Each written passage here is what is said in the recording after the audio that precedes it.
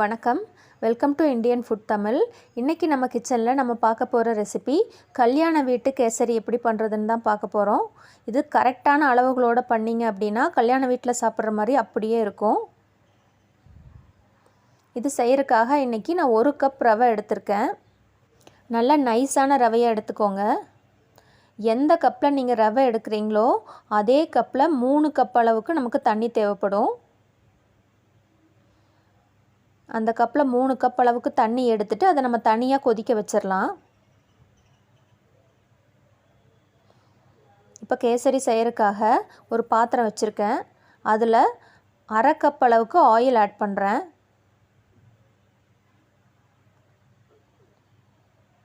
கூடவே 3ல் 1 பங்கு நெய். அதை ஃபுல்லாக இப்போ ஆட் பண்ண வேண்டாம், கொஞ்சம் மட்டும் இப்போ ஆட் பண்ணிக்கோங்க. இப்போ அந்த ஆயிலும் நெய்யும் சூடானதும் அதில் கொஞ்சம் முந்திரி பருப்பு ஆட் பண்ணுறேன். இதை நல்லா கோல்டன் ப்ரௌனாக வறுத்து எடுத்துக்கோங்க. கூடவே கொஞ்சம் உலர் திராட்சையும் உள்ளே ஆட் பண்ணிடுறேன்.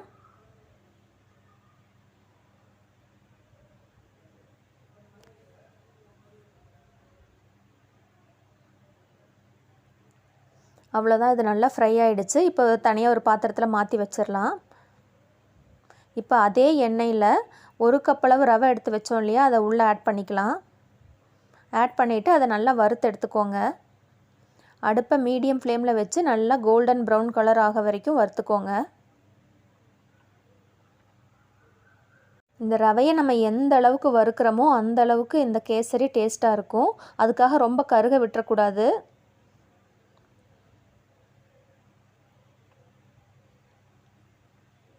இப்போ ரவை நல்லா ரோஸ்ட் ஆயிருச்சு. இந்த ஸ்டேஜில் நம்ம வாட்டரை உள்ளே ஆட் பண்ணிடலாம். வாட்டரை உள்ளே ஊற்றும் போது நீங்கள் மிக்ஸ் பண்ணிகிட்டே இருக்கணும், இல்லாட்டி கட்டி பிடிச்சிரும்.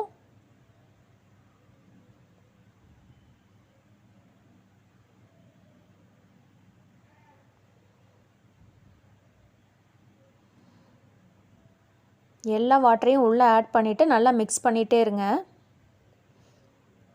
அடுப்பு மீடியம் ஃப்ளேம்லேயே இருக்கட்டும்.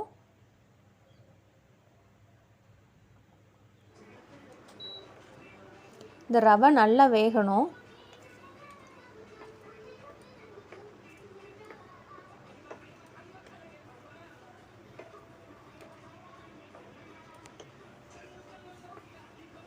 கண்டினியூஸாக மிக்ஸ் பண்ணிகிட்டே இருங்க, இல்லாட்டி கட்டி பிடிச்சிரும்.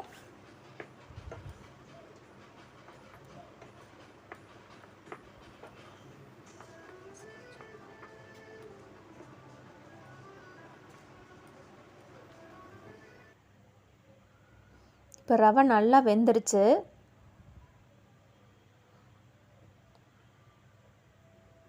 இந்த ஸ்டேஜில் நம்ம சர்க்கரையை உள்ளே ஆட் பண்ணிடலாம். நான் இதில் 1/2 கப் சர்க்கரை இன்றைக்கி ஆட் பண்ணியிருக்கேன்.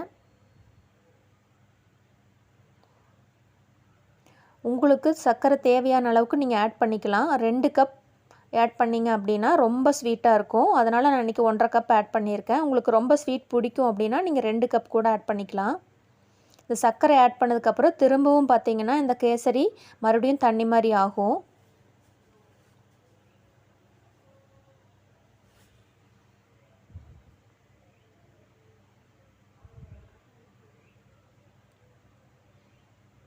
இப்போ இதை நல்லா விடாமல் கலக்கிட்டே இருங்க.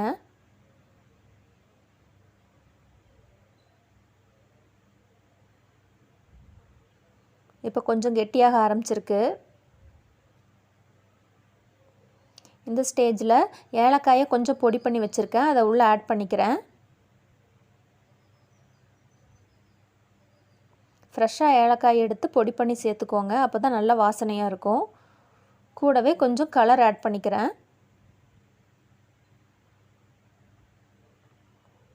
நீங்கள் உங்கள்கிட்ட குங்குமப்பூ இருந்தால் அதை வாட்டரில் ஊற வச்சுட்டு அதை ஆட் பண்ணிக்கலாம், அது ரொம்ப நல்லாயிருக்கும்.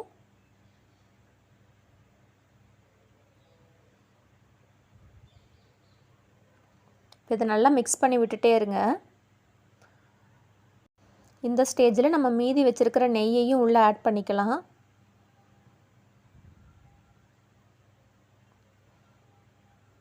நெய் நிறையா சேர்த்துனீங்க அப்படின்னா தான் அந்த கல்யாண வீட்டு கேசரியோட டேஸ்ட் வரும். நல்லா மிக்ஸ் பண்ணிகிட்டே இருங்க.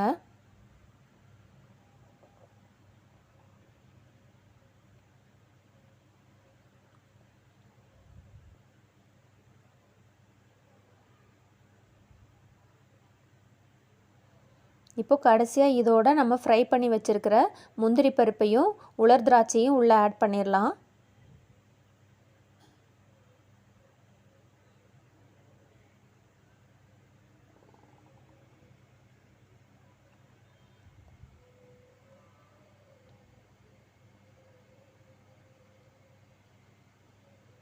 சர்க்கரை ஆட் பண்ணதுக்கப்புறம் மேக்ஸிமம் ஒரு 5 to 7 மினிட்ஸ்க்குள்ளே இது ரெடி ஆயிரும். அவ்வளோதான், ரவா கேசரி ரெடி ஆயிருச்சு. இதே அளவுகளோடு அதை நீங்களும் உங்கள் வீட்டில் ட்ரை பண்ணி பாருங்கள். ட்ரை பண்ணி பார்த்துட்டு எப்படி இருந்துச்சு அப்படின்னு கமெண்ட்டில் சொல்லுங்கள். என் சேனலை உங்களுக்கு பிடிச்சிருந்துச்சி அப்படின்னா சப்ஸ்கிரைப் பண்ணுங்கள். உங்கள் ஃப்ரெண்ட்ஸ் அண்ட் ஃபேமிலியோட ஷேர் பண்ணுங்கள். தேங்க்யூ ஃபார் வாட்சிங்.